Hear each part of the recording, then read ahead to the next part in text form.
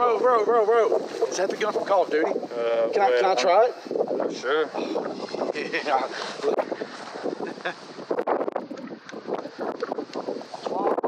You gotta take off the stick. You don't have to do that in the game. I mean, well. It sucks.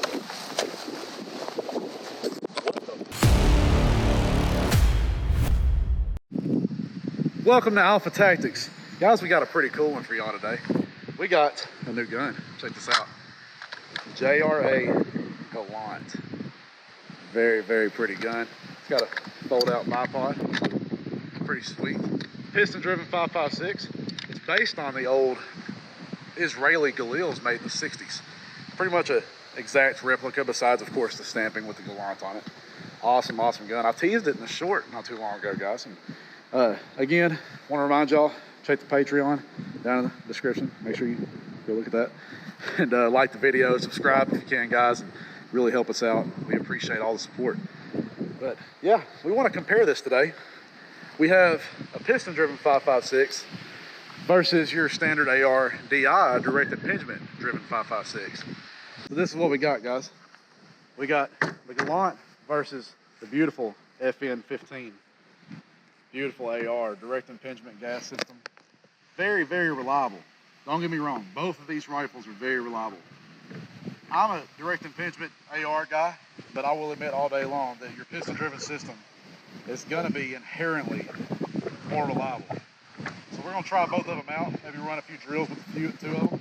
We got some green tip 5.56 loaded up on both of them. And we'll run these guys, man, give y'all a little bit of an ADD break. Up first, we got the JRA Gallant.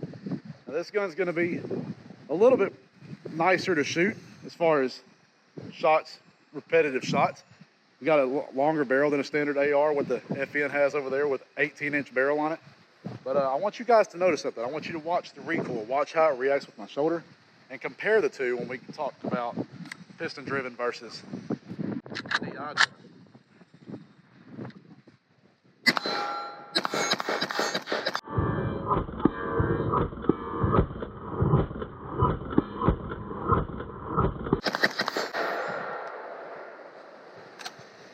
That thing does not move at all, guys.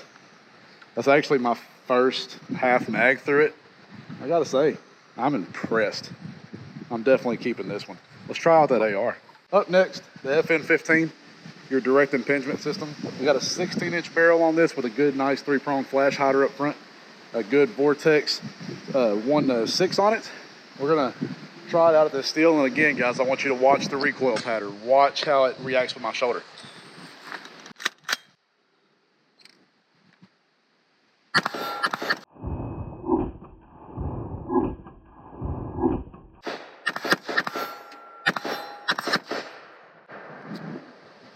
A little bit harder to keep on target than the Gallant.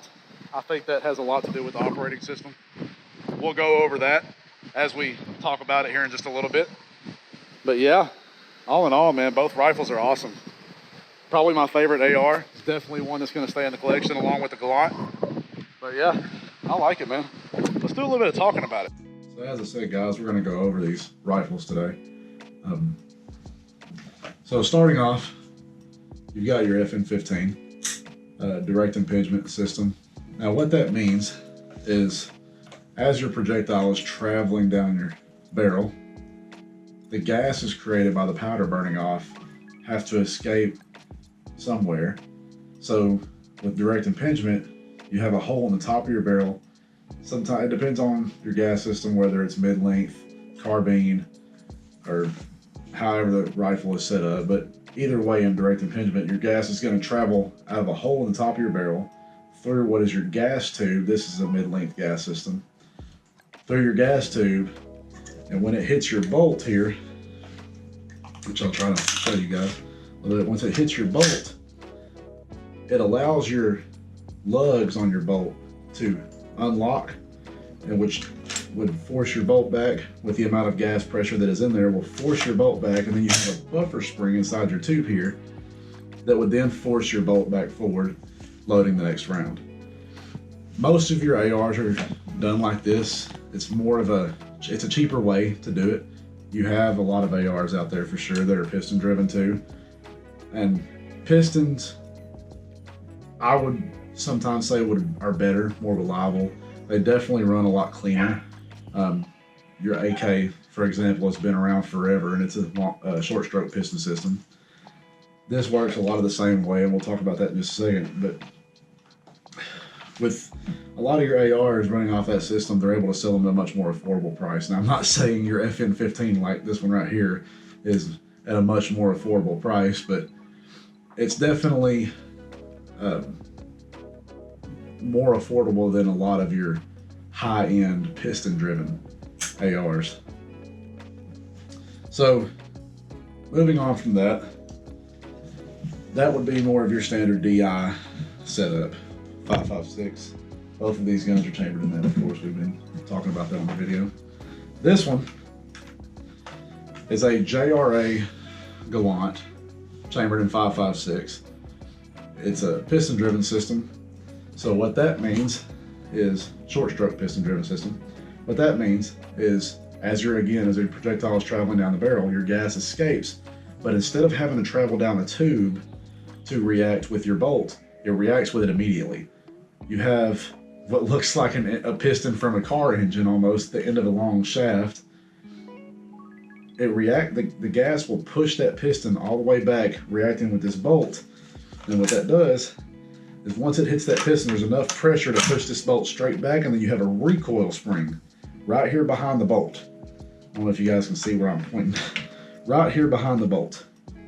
And once that bolt has traveled all the way back, it has enough pressure with that spring to force it all the way forward, picking up another round, just like the AR does with the stock. But the best thing about, one of the coolest things about piston-driven systems is the fact that, I'm gonna try to fold this right here, I'm having issues out of it, is you can still fire this gun in a folded stock position. There's no buffer back here. There's no tube for it. There's no spring. You don't have to worry about that. You don't have to worry about having that extra length back there, I guess you could say.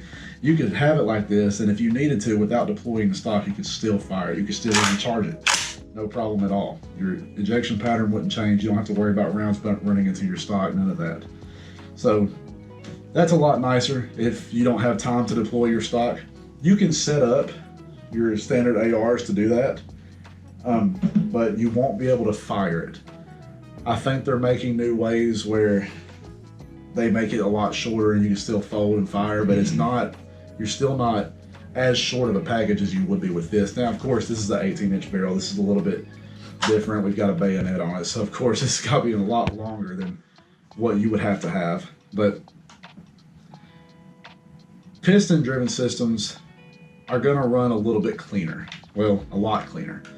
That's what gives them their inheritance of being a lot more reliable.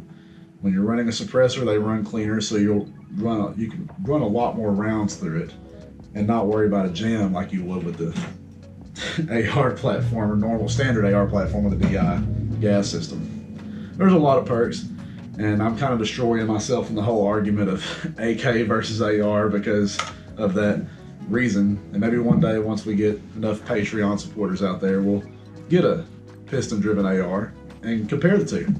Go side by side, maybe a piston-driven AR and 7.62 and compare it with an AK or something, AKM. But that's your short rundown of the gas system, guys, without trying to overload you with a whole bunch of information. I know it's a lot to kind of pick up on, but it's a very simple system, very simple between the two of them, really. So anyways, guys, I know a little bit of boring you again. Thank you guys for watching the video and sticking with us through the end of it. We kind of try to be as informational as we can without boring you to death, of course. And yeah, guys, I hope you enjoyed the video. Tell us what you think about the rifles. If you can, remember, support us on Patreon, like and subscribe, and we'll see you in the next one.